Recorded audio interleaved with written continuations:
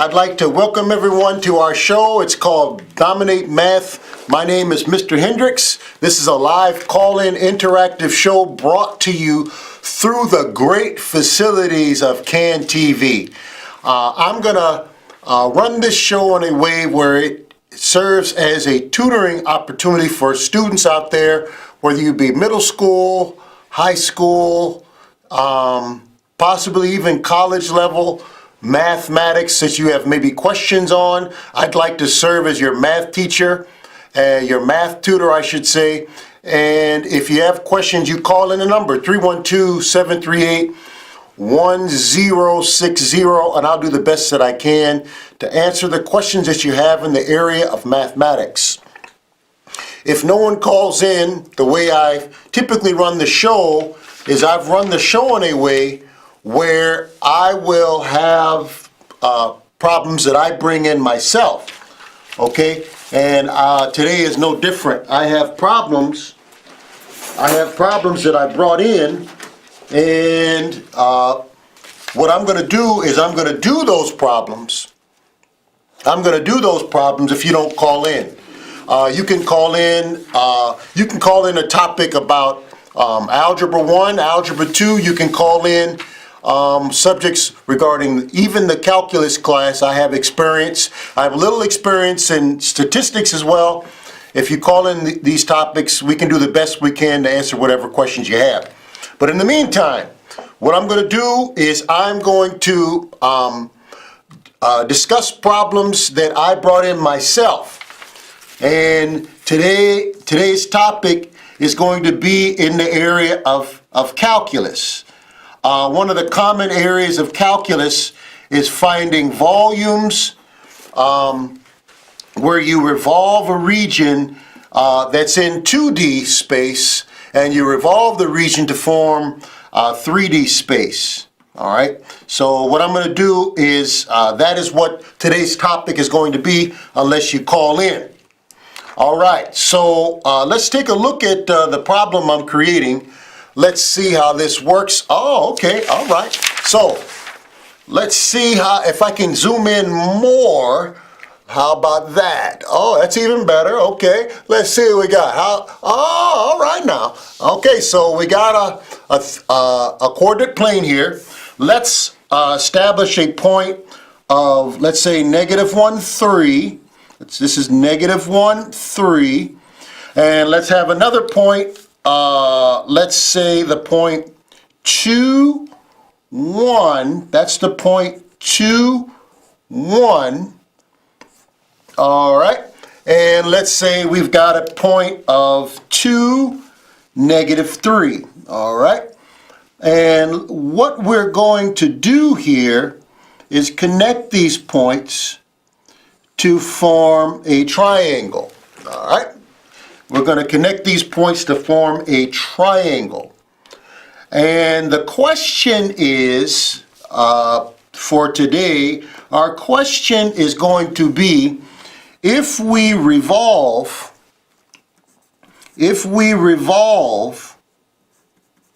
this triangle about, let's say, x is equal to 3. All right, so if we revolve this shape, now here's x is equal to 3 right here. This is x, this line here is x equal 3. If we take this shape, this triangle, and rotate it, wrap it around x equal 3, what I'd like you to be able to do is visualize what that would look like. Now, forgive my artistic ability here, but if you take this shape and wrap it around x is equal to 3, I'd like you to be able to see the three-dimensional nature. Hey, that's pretty good. If I don't say so myself. Can you sort of visualize this rotated around 3 and see the three-dimensional nature of the result of that? Okay, and I didn't make it very, very dark because I don't want to confuse anyone. But what we're doing is you have sort of a triangular region that would have a hole in it. There'd be a hole in here. It would be wider at the top than it is the bottom. There are a lot of different software out there where you can get a better visual idea of what that looks like. We don't have time to show the picture of that any more than what we've already done. But let's find the volume. The goal today is to find the volume of the rotation of this region. The thing I'd like you to be able to see here is it would require a washer. And the volume of a washer in general is pi big radius squared minus pi little radius squared. That's the times the thickness, sorry about that, times the thickness, let's call that dy for now. Let's call it dy. All right, so that's the volume of a washer. You got a big circle with a smaller circle cut out, and then you've got the thickness to add that third dimension. Simplified, this would be pi. You could pull out the pi, and you'd have big radius squared minus little radius squared times the thickness. That might be a simpler version of the top equation. All right? So let's establish a slice here, and let's establish a slice here. Okay, and then we'll also establish, I'm very sorry, another slice here where we've got a left side of the slice and a right side of the slice. Oftentimes the slice needs to be, when you're working with washers, perpendicular to the axis of revolution, which in this case is 3. These slices are perpendicular to that 3. And what we're going to do is rotate the slices about the axis of revolution, and they would create washers. All right, so if you rotate this slice here, let's call this dy. Let's call this dy. Let's focus on this later. The outer radius of this slice here would be from the center to the outermost part of this slice, and the inner radius for this slice would be from the center to the innermost part of this slice. All right, so the volume of this rotated about 3 would be pi. Let's give ourselves a little bit more space. So we got pi, and we have the big radius squared. Oh, by the way, one thing that I have not done is I haven't established the equation of this line. I created the equations before I got here. The equation of this line here would be y is negative 2x plus 1. And the equation of this line can also be written as y minus 1 over negative 2. I just use basic algebra to get the equation of this line here. And the equation of this line right here, I did before I started to show. The equation of this line would be y is negative 2/3 x plus 7 over 3. Or this equation could be written as x is equal to 3y minus 7 over negative 2. Hey, I heard that. Hey, Mr. Hendricks, I don't like this topic. Well, call in. Call in the number 312-738-1060, and we'll discuss the topic that you want to talk about. Right now, I want to talk about this, but it's a show for you. Maybe you're watching the show right now. You're a high school student, a middle school student. You've got a question. You've got a test coming up. You've got the ACT. You got whatever math problem you want to discuss. You call the show right now, and I'd be privileged to serve as your math tutor. And if you don't call in, though, however, I'm going to continue the topic that I am working on. All right, so we've established the equation here of this line.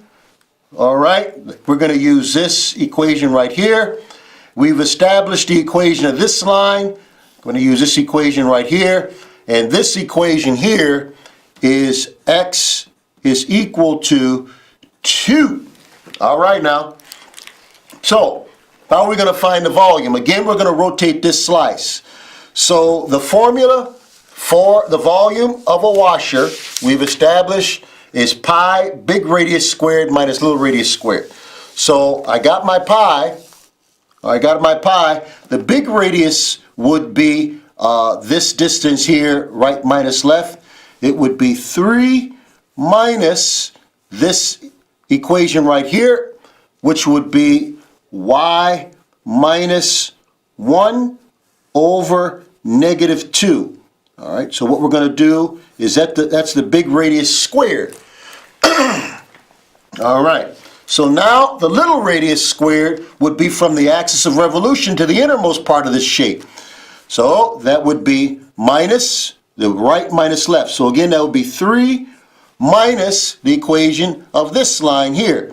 That would be 3y minus 7 over negative 2. You're going to square, you're going to square that. All right, so that's pi, big radius squared minus little radius squared. All right, so now what you're going to do is you're going to sum all of those washers up. It's going to turn into an integral, and you're integrating from this y value 1 to this y value here of 3. All right, and then that would give you the volume of this top region here.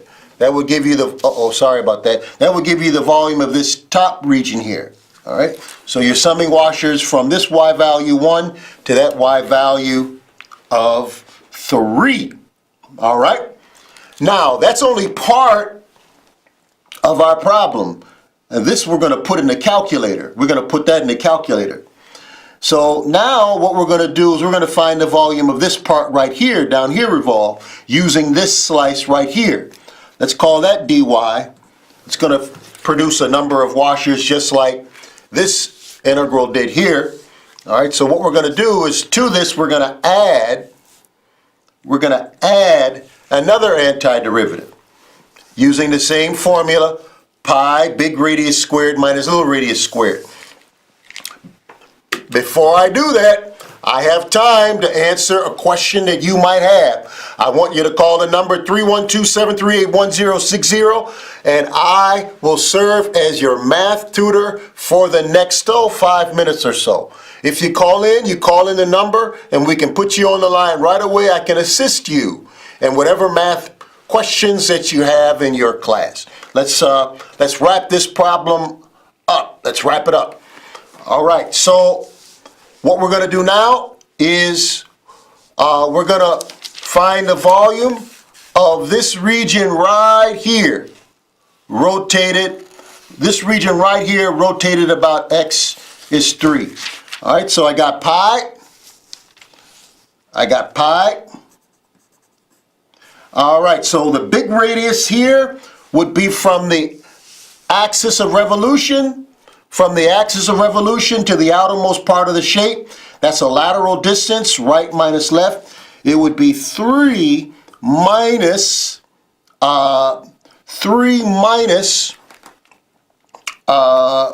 this would be y minus 1 over negative 2, and we're going to square that.